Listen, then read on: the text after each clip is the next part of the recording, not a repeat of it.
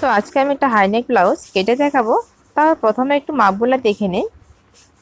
দেখুন, লম্বা হলো 12.5 ইঞ্চ, বুকটা হলো 32, এটা হলো আপার চেস্ট, আর ফুল বাস্ট হলো 33, কোমর হলো 26, হাতা হলো 3.5 ইঞ্চ, আর হাতার মোহরে 10 ইঞ্চ, শোল্ডার দেখুন 13.75 ইঞ্চ। তাহলে এই মাপে আমি এবার কেটে দেখাচ্ছি। তো প্রথমত দেখুন আমি পেছনের পার্ট কাটছি, তার জন্য দেখুন আমি নাইটিংটাকে দুভাঁজ করে নিয়েছি। তো এদিক থেকে হলো জয়েন্ট সাইড, এদিক থেকে আর এদিক হলো ওপেন সাইড।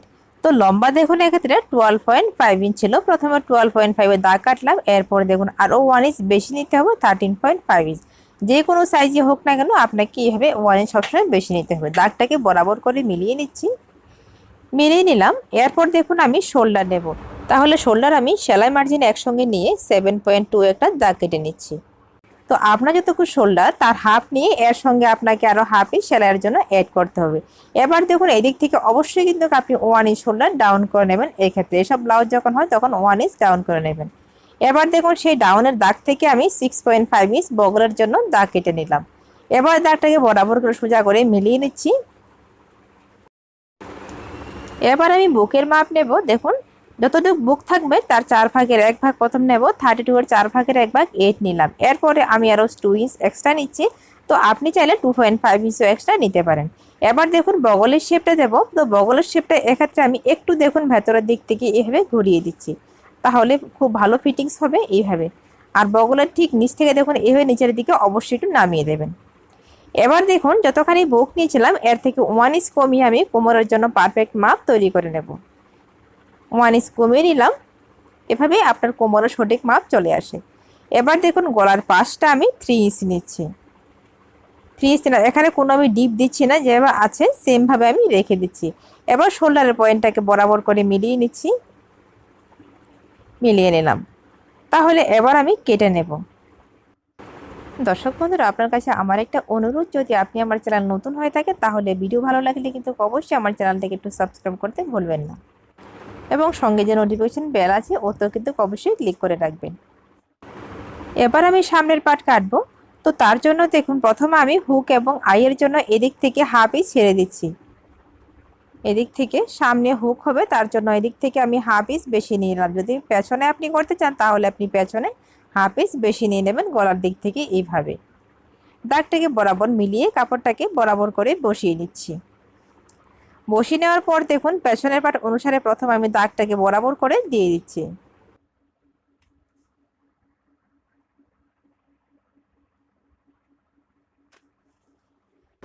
তো এবার প্রথমে সামনের গলার আমি ডিপ নেব, তাহলে দেখুন ঠিক এই জায়গা থেকে সামনের গলার ডিপ আমি 7.5 ইঞ্চ নিলাম।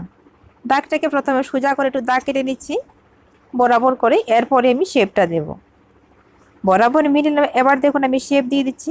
এর থেকে দেখুন আমি 4.5 ইঞ্চ নিচে আরেকটা দাগ কেটে নিচ্ছি, ঠিক এই জায়গা থেকে 4.5। ঠিক এবার দেখুন এই জায়গা থেকে আমি 4 ইঞ্চ নিচ্ছি, ঠিক এই জায়গা থেকে 4 ইঞ্চ। এবার দাগগুলোকে কোনাকুনিভাবে মিলিয়ে দেব।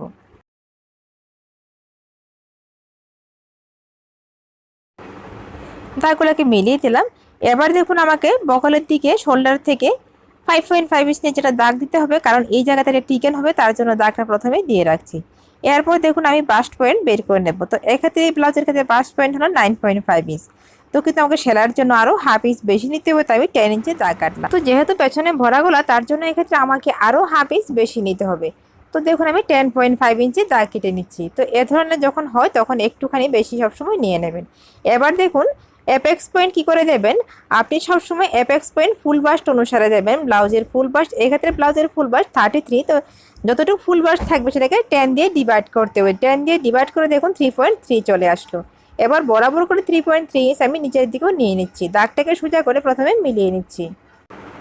এবার কোমরের টিকেনের জন্য দেখুন, টিকেনের জন্য আমি এক্ষেত্রে টিকেন আমি 1 ইঞ্চ রাখছি। দুদিক থেকে আমি মিলিয়ে আমি 1 ইঞ্চ নিচ্ছি, কারণ ফুল বাস্ট খুব কম আছে, তার জন্য টিকেনটা আমি হালকাভাবে দেব। যদি আপনার ফুল বাস্ট হেভি হয় তাহলে টিকেনটা একটু বেশি করে দেবেন। দিয়ে দিলাম। এবার দেখুন ঠিক এই জায়গা থেকেও আমি একটা টিকেন দেব। তো এক্ষেত্রে দেখুন আমি 1 ইঞ্চের টিকেন রাখছি, এদিক থেকে হাফ এদিক থেকে হাফ, টোটাল আমি 1 ইঞ্চে দিচ্ছি। হয়ে গেল। এবার দেখুন আমি ঠিক এই জায়গা থেকে টিকেনের জন্য দাগটাকে সোজা এদিক থেকে সোজা করে নিয়ে আসবো। কারণ এই জায়গাতে টিকেন হবে। এই ক্ষেত্রে আমি প্রায় 1 ইঞ্চের মতো আমি একটা টিকেন দিয়ে দেবো। এবার দেখুন আমি এদিক থেকে 1 ইঞ্চ, প্রায় 1 ইঞ্চ আমি বেশি নিচ্ছি নিচ থেকে, কেন যেহেতু আমি টিকেনগুলো দেবো, তো তার জন্য আমি 1 ইঞ্চ বেশি নিলাম। দেখুন এদিক থেকে টিকেন 1 ইঞ্চের হচ্ছে, সাইড থেকেও হবে, তার জন্য আমি বেশি নিলাম। তো প্রথমে একটু কেটে আমি সমান করে নিচ্ছি, এরপর সাইড থেকেও কিন্তু আমাকে আরও 1 ইঞ্চের টিকেন নিতে হবে। দেখুন ঠিক এই জায়গা থেকে টিকেনের জন্য আমি দাগ কেটে নেব। তো দেখুন বগল থেকে আমি 4.5 ইঞ্চ নিচে আরেকটা দাগ কেটে নিচ্ছি ঠিক এই জায়গাতেই। এবার দাগটাকে আমি সোজা করে সামনের টিকেনের দিকে নিয়ে আসছি। বরাবর করে টিকেনটাকে সোজা করে টিকেনের দিকে নিয়ে আসবো।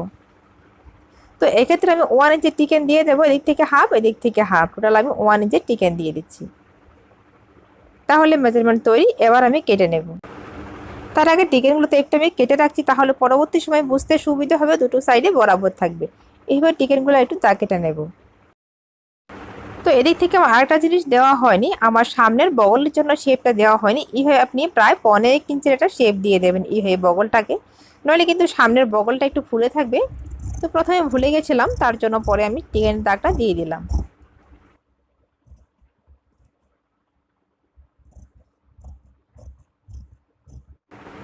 কেটে নিলাম। এবার দেখুন এইভাবে আটা ভাঁজ করব, ভাঁজ করার পর সেম দাগটা আমি অপর সাইডেও দিয়ে দেব। দেওয়ার পর আমি দাগগুলোকে বরাবর করে মিলিয়ে নেব।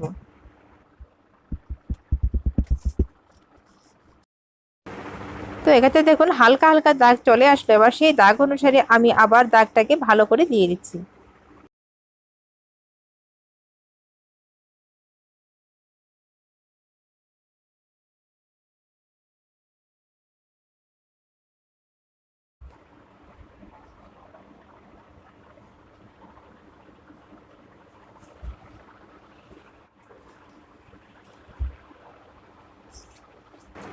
এবার আমি নাইলন অনুসারে ব্লাউজের কাপড়টাকে কেটে নিচ্ছি। দেখুন বরাবর করে দুভাঁজ করে বসিয়ে নিলাম। এবার আমি কেটে নিচ্ছি।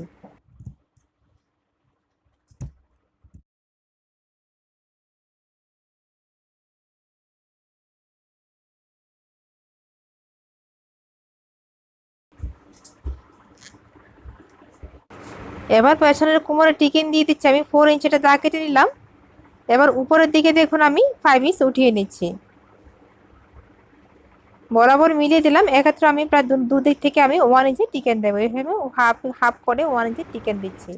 তো মিডল একটু কেটে রেখে দেবো, তাহলে বুঝতে সুবিধা হবে। এবার দেখুন আমি সামনের পাটও সেম ভাবে কেটে নিলাম, আস্তর অনুসারে আমি ব্লাউজের কাপড়টাকে কেটে নিলাম। এবার দেখুন হাতার পাশ কীভাবে নেবেন, আপনি পেছনের পাট থেকে সবসময় বলে থাকে আপনি এভাবে মাপটা নেওয়ার পর দেখুন আমার 7.5 ইঞ্চ আসলো। তো যেহেতু পেছনে ভরা গলা, তার জন্য আমি যতটুকু আসলো ততটুকুই নেব, এর থেকে আমি হাফ ইঞ্চ বেশি নেব, এর থেকে বেশি নেব না। তো নেওয়ার পর দেখুন আমি কাপড়টাকে 4 ভাঁজ করে নিচ্ছি। আমার হাতা টোটাল লম্বা সেলাই মার্জিন নিয়ে 4.5। এবার দেখুন এদিক থেকে আমি 7.5 ইঞ্চি দাগ কেটে নিচ্ছি। তো চাইলে হাফ ইঞ্চ বেশি নেওয়া যায়, কোনো আপত্তি নেই, কিন্তু না নিলেও কোনো সমস্যা হবে না এক্ষেত্রে। তো এবার দেখুন আমি শেপটা দিয়ে দিচ্ছি এভাবে, যেহেতু খুব ছোটো হাতা, তার জন্য শেপটাকে আমি এভাবে দিলাম। এবার দেখুন কতখানি আমি ডাউন করলাম, প্রায় 3 ইঞ্চ থেকেও আমি একটু বেশি ডাউন করে নিয়েছি। তো হাতা কাটিং আমি সবসময় বলে থাকি, তার জন্য বিশেষ একটা বললাম না। এবার সেমভাবে আমি কেটে নিচ্ছি।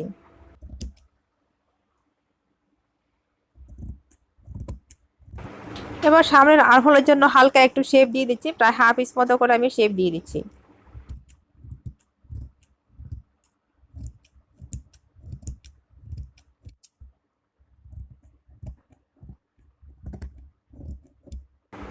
এবার দেখুন সামনের গলার জন্য আপনি চাইলে এভাবে সবসময় পট্টি কেটে নিতে পারেন। দেখুন আমি আস্তরটাকে দুভাঁজ করে নিয়েছি।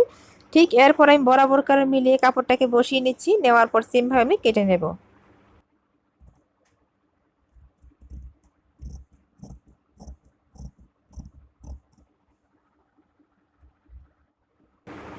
এবার দেখুন নিচ থেকে প্রায় 1 ইঞ্চ থেকে একটু বেশি রেখে দিচ্ছি, রেখে আমি এভাবে কেটে নিলাম। তাহলে দেখুন কাটিং কমপ্লিট করে নিলাম। আমি পরবর্তী ভিডিওতে সেলাই দেখাবো। আশা করি বুঝতে পেরেছেন। ভালো লাগলে কিন্তু অবশ্যই লাইক এবং শেয়ার করতে ভুলবেন না। ভিডিও দেখার জন্য আপনাকে অসংখ্য ধন্যবাদ।